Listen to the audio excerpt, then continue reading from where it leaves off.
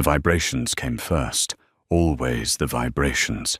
They travelled up through the limestone floor of the castle's lower kitchen, through the cracked soles of her bare feet, and settled somewhere behind her sternum, like a second heartbeat. Ilara pressed her toes harder against the cold stone, feeling the pulse thread through her bones. She did not know what it was. She had never known. But tonight the vibrations were different, stronger, almost angry. She was elbow-deep in a basin of cold water, scrubbing dried blood from the butcher's apron that belonged to Hagen, the pack's head cook. The water had gone pink 20 minutes ago. Her fingers were numb, the knuckles split in 2 places from the lye soap she had been using since before dawn. The kitchen smelled of rendered fat and scorched rosemary and the particular staleness of a room that never saw sunlight. Down here, 3 levels below the great hall, the only light came from tallow candles that left black smudges on the ceiling and a greasy film on everything they touched. She was 23 years old. She had been deaf since birth, and she had belonged to the Ashenmoor pack for as long as she could remember, which was not the same as saying they had ever belonged to her. The apron was not getting clean. It never did.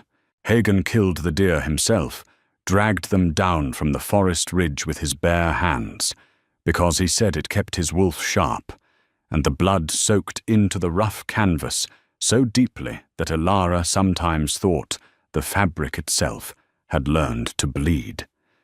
She scrubbed harder. The split on her right knuckle opened wider, and a thin line of her own blood ribboned into the pink water. She watched it spiral. She did not wince. There were worse pains than this, and she had catalogued most of them. A hand closed around the back of her neck. She knew the grip before she turned.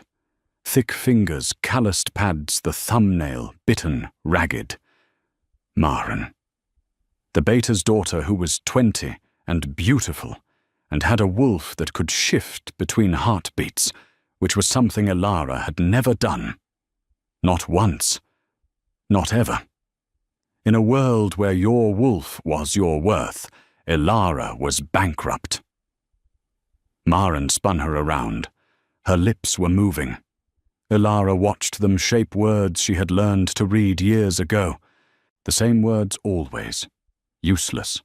Broken. Waste of food. Maren's friends flanked her on both sides, their mouths curling into shapes that Ilara knew were laughter, even though she had never heard the sound. Maren held up a tunic. White silk, or it had been white once. Now there was a brown stain across the chest, roughly the shape of a continent Ilara had seen on the maps in the library she was not supposed to enter. Maren's lips moved again. She was speaking slowly, exaggerating each word with the theatrical condescension of someone who believed deafness meant stupidity. You. Stained. My. Dress. Fix. It. Now. Ilara had not stained the dress. She had not touched it. She had not been above the 2nd level in 6 days, because Gareth the Beta himself had confined her to the lower kitchens after she had accidentally bumped into a visiting alpha's mate in the corridor. The visiting alpha's mate had not cared. Gareth had. Gareth always cared about the wrong things. But explaining this to Maren was like explaining tide patterns to a stone. Ilara reached for the tunic. Her wet, bleeding fingers left pink smudges on the silk. Maren slapped her.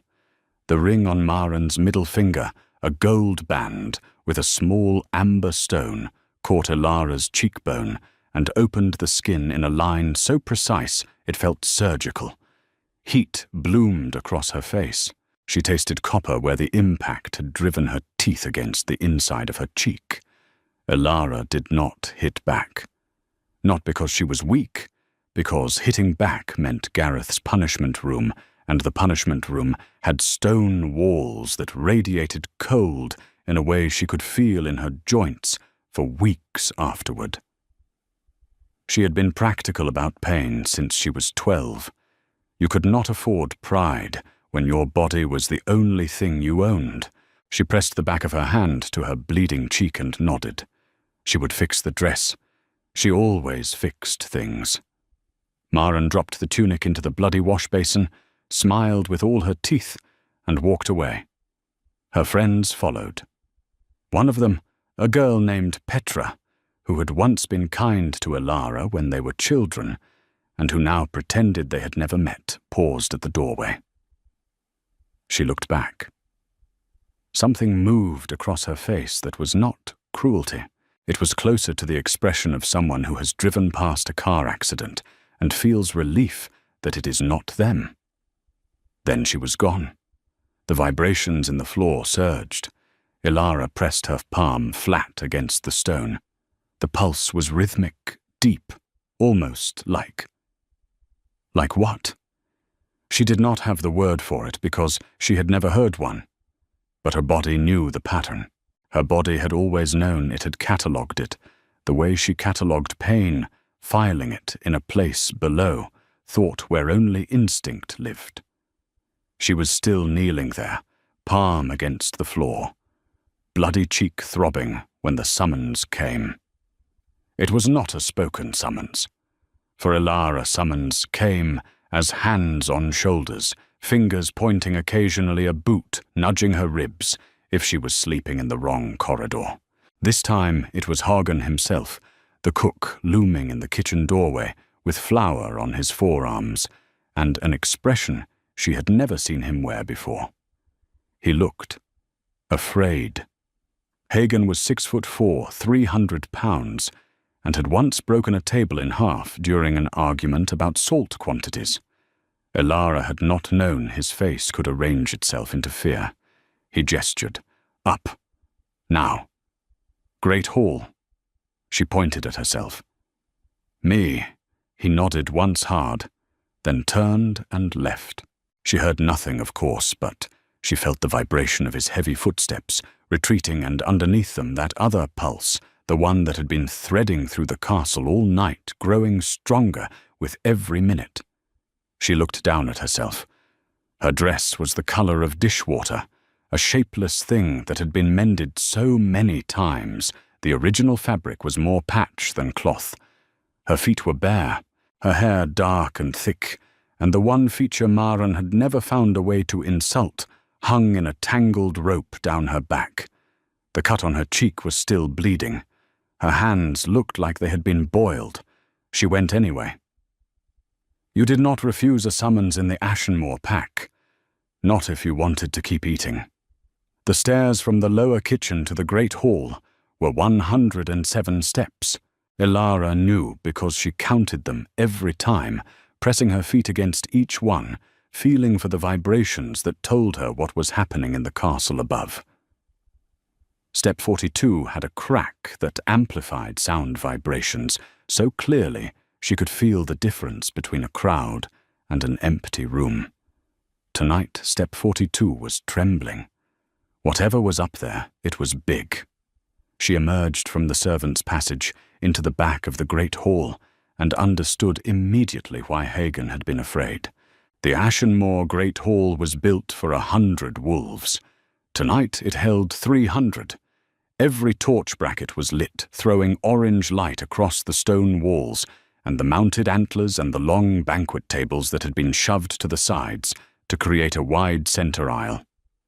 The wolves of Ashenmoor lined this aisle on both sides, standing shoulder to shoulder, and they were all facing the same direction, toward the raised platform at the far end, where Gareth usually held court.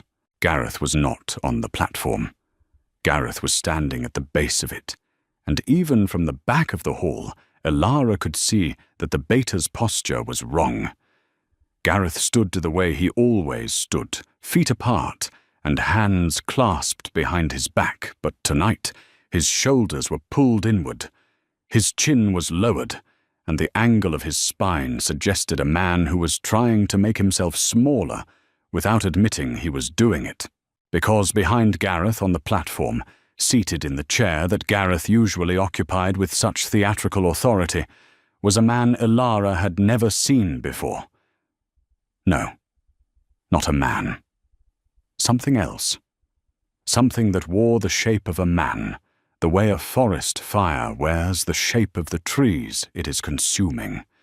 He was enormous, not tall in the way that Hagen was tall, all bulk and horizontal spread. This was vertical, lean, long-limbed, built for speed and damage in equal measure. His shoulders were wide enough to eclipse the carved back of the chair, and his hands rested on the armrests with the relaxed precision of someone who could close those fingers around a throat in the space between one heartbeat and the next. His hair was black, not dark brown or raven or any of the softer words. Black like the space between stars. It fell past his jaw, pushed back from a face that was all angles, sharp cheekbones, a nose that had been broken at least once, and healed slightly off-center, a mouth that looked like it had been designed specifically to deliver sentences that ended kingdoms.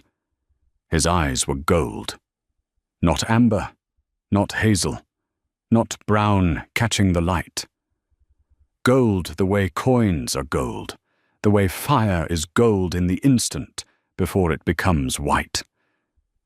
They caught the torchlight and threw it back, and they were moving, scanning the crowd, searching.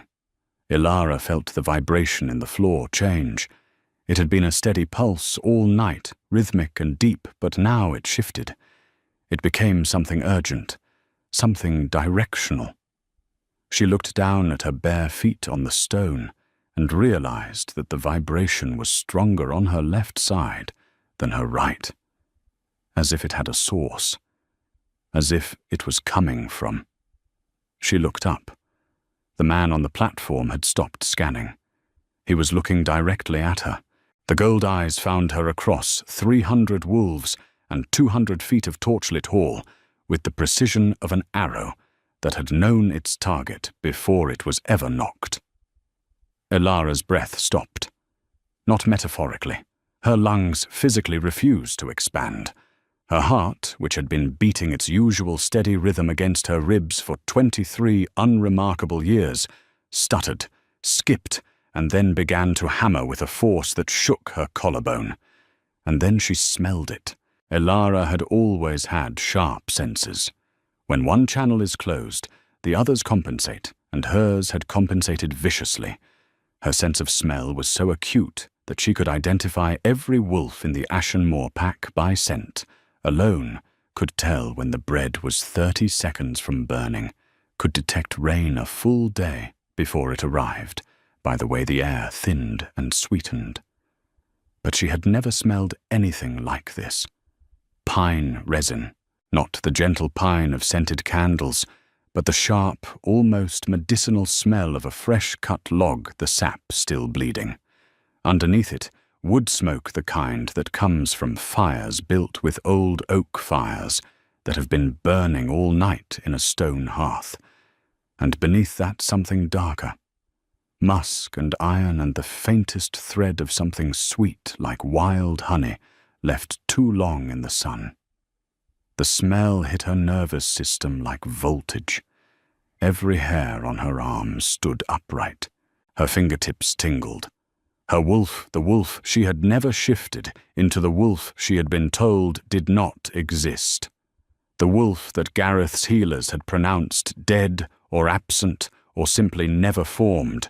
That wolf lifted its head inside her chest for the first time in her life and howled. She could not hear it. She felt it. She felt it in her sternum and her throat and behind her eyes, a vibration so intense and so private that it obliterated every other sensation. Mate.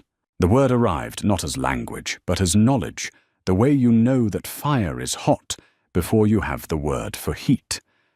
This man, this creature of gold eyes and black hair and pine resin scent, was hers.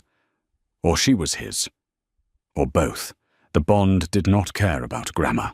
He stood. 300 wolves went silent.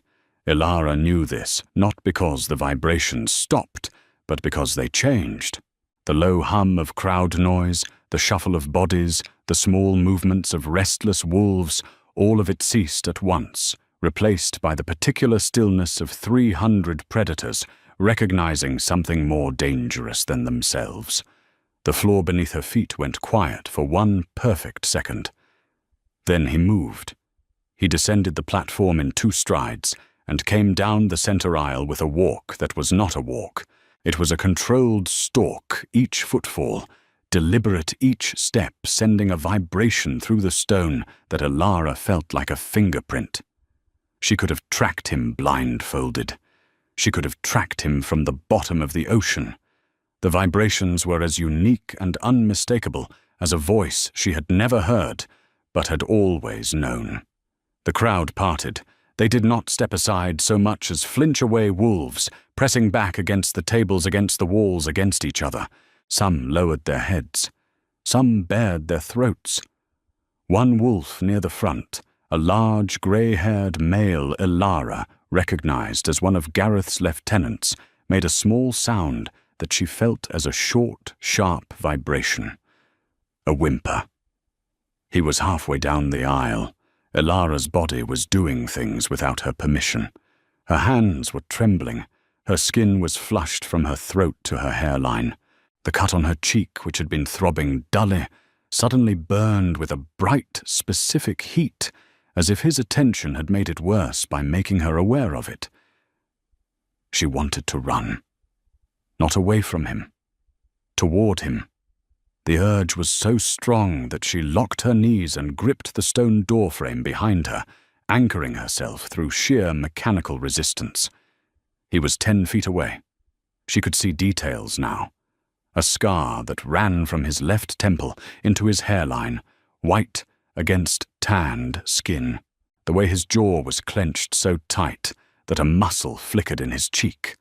The fact that his pupils, surrounded by all that gold, were blown wide, almost swallowing the iris. He stopped in front of her. He was close enough that the pine and smoke smell was no longer a suggestion. It was an immersion. She was breathing him. He looked down at her, and she looked up at him. And the difference in their height meant she had to tilt her head back far enough that her throat was exposed, which in wolf terms was either trust or surrender. And she was not sure which one she was offering.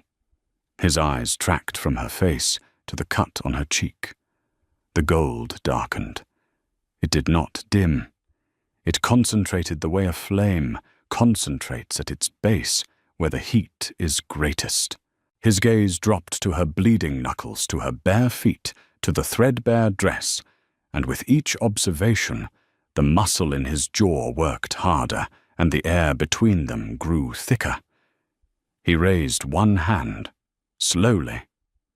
The way you move near an animal that has been hurt so many times, it has forgotten that not all touch is violence.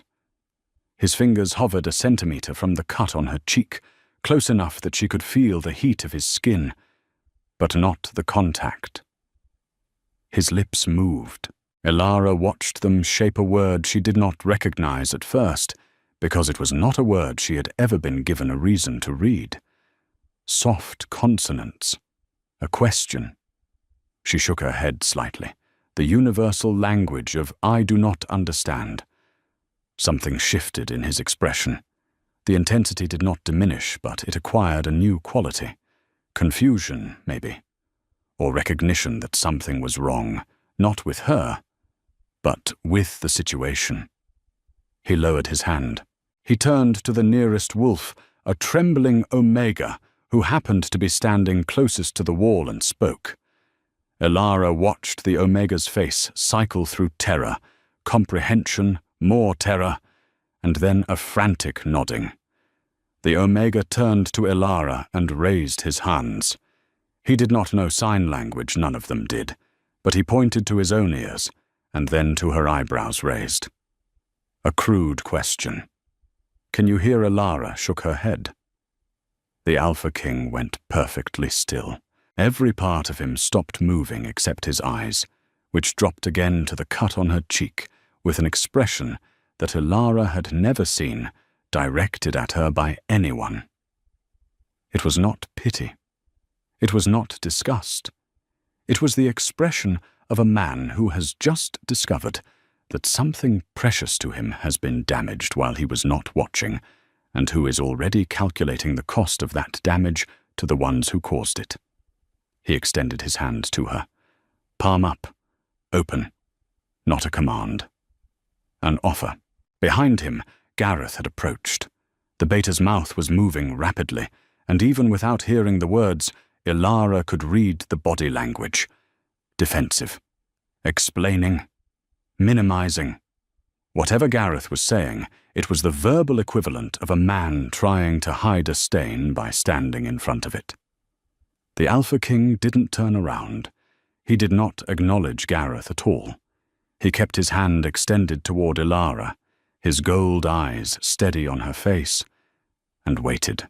He waited with the patience of someone who had never once in his life had to wait for anything, and was choosing to do so now for her, as deliberately as a gift.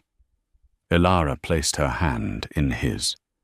His fingers closed around hers, and the vibration she had been feeling all night through the kitchen floor, through the stairs, through the stone of the great hall suddenly made sense.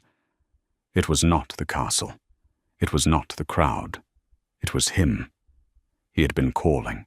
His wolf had been howling through the stone, sending vibrations down through the bones of the building, and she had been feeling it for hours without knowing what it was. The Alpha King had been calling for his mate, and his mate was a deaf Omega with bare feet and a bleeding face standing in the back of a hall full of wolves who had never once looked at her with anything but contempt. His hand was warm. His grip was firm but not tight. He adjusted his fingers around hers carefully, avoiding the split knuckles, and the precision of that adjustment told her more about him than any word could have. He had noticed. He had catalogued. He was already being careful with her. He led her forward. The crowd parted again. 300 wolves watched a barefoot Omega in a dishwater dress walk up the center aisle beside the most powerful alpha on the continent, and the silence was so complete that the floor had stopped vibrating entirely. Ilara could feel nothing through her feet, except the steady, warm pulse of his hand in hers. Gareth intercepted them at the base of the platform. Ilara watched the beta plant himself in their path, his mouth shaping words with increasing urgency. She caught fragments on his lips, respectfully. Not possible. She is nothing. A mistake. The Alpha King released Ilara's hand, and the absence of his warmth was so immediate and so wrong that she nearly reached for him again. He did not step toward Gareth. He did not need to. He simply looked at the beta, and whatever Gareth saw in that look drained the color from his face in a way that Ilara felt as a vibration, the subtle frequency change of a man's body, going from aggression to terror. The Alpha King spoke. One sentence. Ilara watched his lips shape 4 words. She could not read them, but she could read what they did to Gareth. The beta's knees buckled. Not a metaphor. His knees physically bent, and he caught himself on the edge of the platform, and for one lurching second, the man who had confined Ilara to the lower kitchens and allowed his daughter to slap her and called her a waste of food in reports she had read upside down from his desk, looked like what he actually was. A middle-ranking wolf who had been playing king in someone else's castle. The Alpha King took Ilara's hand again and led her up the steps to the platform. She sat where he guided her, a chair that was not Gareth's chair, she realized. A different one, larger, older, dragged from some forgotten corner of the hall and placed beside the one the Alpha King had been using. As if he had known. As if he had ordered a second chair, brought before he had even found her. He sat beside her. He did not let go of her hand, and then with 300 wolves watching and Gareth white-faced at the base of the platform, and Maren somewhere in the crowd with her amber ring and her cruelty and her beautiful shifting wolf, the Alpha King, turned to Elara and did something that broke every assumption she had ever built about what she deserved. He began to sign. His hands moved in clean, precise gestures, not the crude pointing the Omega had used. Proper sign language, fluid and grammatical, the kind that took years to learn. His fingers shaped words with the same deliberate control he applied to everything else, and the words were these. My name is Kyle. I am the Alpha King of the Iron Vale Dominion. I have been looking for you for 11 years. I am sorry I am late. Elara stared at his hands. She stared at them the way a person stares at rain after a decade-long drought, not able to believe it, and not able to look away. No one in Ashenmoor signed. No one had ever learned. She had spent 23 years reading lips and interpreting vibrations, and filling in the gaps with guesses, and here was a king, the king shaping words in the only language that had ever been fully hers. Her eyes filled. She blinked, and the tears spilled, cutting tracks through the grime on her face, burning when they hit the cut on her cheek. She did not wipe them away. She was too busy watching his hands. Who did this to you? He signed, and his eyes moved to the cut on her cheek. She hesitated. Not because she was afraid to tell him, because she was afraid of what he would do with the information.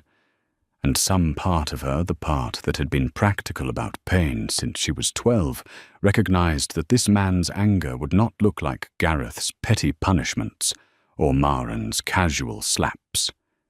This man's anger would be structural. It would change the architecture of the room. She signed back slowly because her hands were shaking and because she had not had anyone to sign to in so long that her fingers felt clumsy. It does not matter. His jaw tightened. Everything about you matters, he signed. Everything about you has always mattered. I need you to understand this now, because I do not have the patience to repeat it later. She almost laughed. It was the most honest, least romantic, most strangely perfect thing anyone had ever said to her. Around them the hall remained frozen. Wolves who had never seen their visiting Alpha King show any expression other than cold authority were watching him sign to a barefoot Omega with an intensity that bordered on tenderness, and Elara could feel the confusion radiating off them like heat from a furnace. She could feel it in the floor, in the small, restless shifts of 300 bodies trying to process something that did not fit the world as they understood it. Kyle turned to the hall. He spoke aloud, and though Elara could not hear the words, she could read the reaction. She could read it the way she read everything, through vibration and expression and the language of bodies. The wolves went from confused to stunned. Several dropped to one knee. Gareth gripped the platform so hard the wood creaked. Kyle turned back to her and signed what he had just announced. You are my mate. You are Lunar of the Iron Vale Dominion. Anyone who has harmed you will answer for it tonight. That word. Tonight. Not eventually. Not in due course. Tonight. Elara's stomach clenched. She shook her head and signed quickly. You do not know me. You do not know if I am worth this. His response was immediate. I have known you were worth this since I was 17, and felt the bond snap into place from 800 miles away. I have been searching every pack on this continent for 11 years. I learned to sign because my wolf told me you could not hear. I did not know if that was true. I learned anyway. His wolf told him. 11 years ago. He had learned sign language on the chance, on the mere possibility that his mate might need it. The floor vibrated beneath her feet. She realized it was him again, His wolf, the one barely contained beneath the surface of this man who signed with scholarly precision and sat with predatory stillness, was howling. Not with rage, with something older and less articulable. Relief, maybe, the particular relief of a hunt that has finally ended. She signed, "I cannot shift. I have never shifted." My wolf. I do not know if I have one. He signed back, "You have one. I can feel her. She has been answering me all night." Elara thought of the vibrations, the pulse through the kitchen floor, the way it had felt like a second heartbeat behind her sternum, the way her body had known its rhythm before her mind had any name for it. "Your wolf hears mine," Kyle signed. "She has always heard mine. Whatever they told you about being broken is a lie, and I will spend the rest of my life making sure you know it." The practical part of Elara, the part that had kept her alive through 23 years of silence and cruelty and cold kitchen floors, whispered a warning. Too fast. Too much. This is how you get destroyed, by believing you deserve something and then having it taken away. She pulled her hand from his. She stood, and the sudden movement sent a ripple of tension through the hall. Wolves flinched. Gareth actually stepped backward. Even Cale went still, his gold eyes tracking her with an alertness that was pure predator. Elara signed, "I need air." She did not wait for his permission. She turned, descended the platform, and walked back through the center aisle toward the servants' passage. 300 wolves parted for her without being asked, and this time it was not because they feared her.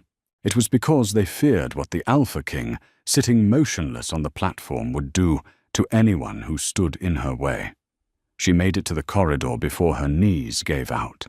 She slid down the stone wall and sat on the cold floor, tucking her knees to her chest, the way she had done since she was a child in the pack house dormitory, making herself small, reducing her surface area, a body's instinct for self-preservation. The stone was cold against her spine.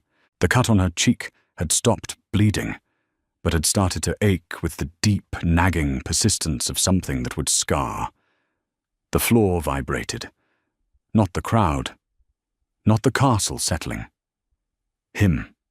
His wolf calling through stone, the way it had been calling all night. She pressed her palm flat against the floor and felt the pulse move through her hand, up her wrist, into her arm, settling behind her sternum, where that second heartbeat lived. It was not demanding. It was not impatient. It was steady. Constant. A wolf that had howled for 11 years and would howl for 11 more if that was what it took. She sat there for a long time, feeling him call her through the bones of the building, and tried